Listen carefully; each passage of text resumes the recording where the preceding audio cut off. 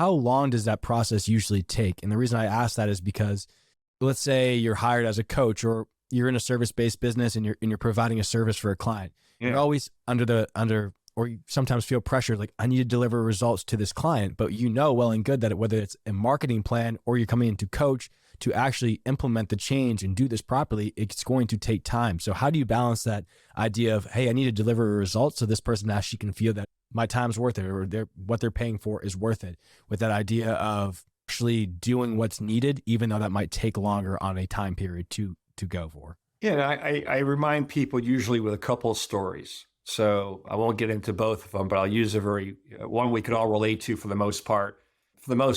So it's going to the gym, right? And this is a great time of year because we enter the winter, especially here in the Northeast, where I am at least, or depending on where you are in the world. There's also the New Year resolution element, right?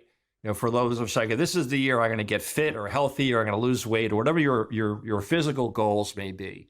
What ends up happening is we end up going to the gym, and I think we could all relate to this a little bit. And we work out like crazy, and all of a sudden we're in a lot of pain, and we're not seeing, one, it hurts, it sucks, we don't feel great. And second, it's like, well, I don't feel like anything's changing. And we stop, right? And we stop for a lot of reasons, but we predominantly stop because, to your earlier point, we do live in a world, we want instant gratification, instant results, instant success, instant whatever it may be. And, when you're working out, again, whatever your goals may be, it just may be to be healthy. It may be to get in better condition physically. It may be to lose weight, maybe to gain muscle, whatever your goals may be, it's a process. And for any of us who's ever exercised, we know it takes months before you actually get to see results.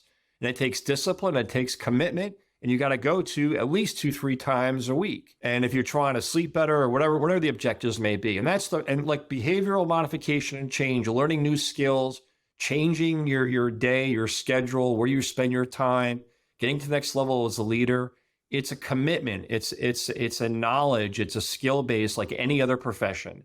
So you have to think about it in incremental, intermediate steps, because you're not going to get from A to Z overnight. It's not an overnight success story. It goes back to what I said earlier. Just because we know, we don't do. It's not a light switch.